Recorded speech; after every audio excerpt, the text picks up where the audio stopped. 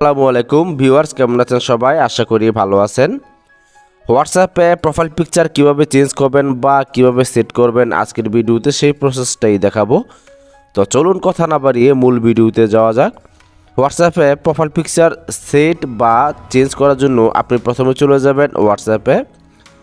তো হোয়াটসঅ্যাপে চলে যাওয়ার পর আপনি ডান সাইডের উপরে কর্নারে এই যে 3 ডট মেনু দেখতে পাচ্ছেন, সেই 3 ডট মেনুর উপর ক্লিক করে দিবেন। ক্লিক করে দেওয়ার পর এরকম একটি ইন্টারফেস শো করলো। আপনি এখান থেকে সেটিংস নামে একটি অপশন দেখতে পাচ্ছেন, সেই সেটিংস অপশনের উপর ক্লিক করে দিবেন। সেটিংস অপশনের উপর ক্লিক করে দেওয়ার পর এরকম একটি ইন্টারফেস শো করবে আপনার সামনে।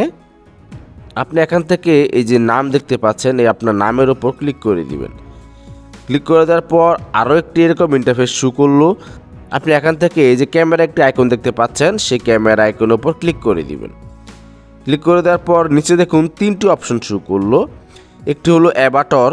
অ্যাভাটার বলতে বোঝাচ্ছে এই যে আমার এখানে দেখুন ছেলেদের একটা পিক দেওয়া আছে কার্টুনের, এইটা হলো অ্যাভাটার।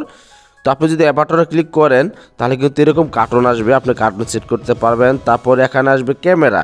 আপনি যদি ক্যামেরা ক্লিক করেন তাহলে ক্যামেরা ওপেন হয়ে যাবে, আপনি তাৎক্ষণিক ছবি তুলে আপনি সেট করতে পারবেন। তো মাঝখানে দেখুন লেখা আছে গ্যালারি।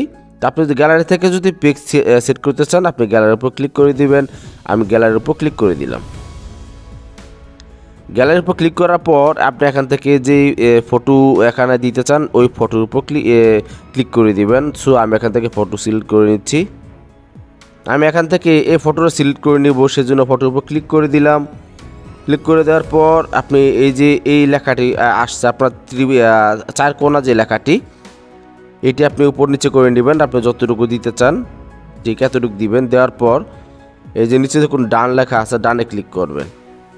ক্লিক করার পর অ্যাড করতে হবে। দেখুন অলরেডি কিন্তু চেঞ্জ হয়ে গেল প্রোফাইল পিকচার।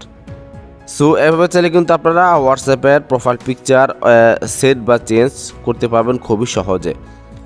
তো ভিডিওটি আজ এই পর্যন্তই। ভিডিওটি দেখে যদি একটু উপকৃত হন তাহলে অবশ্যই চ্যানেলটি সাবস্ক্রাইব করে পাশে থাকবেন। ধন্যবাদ।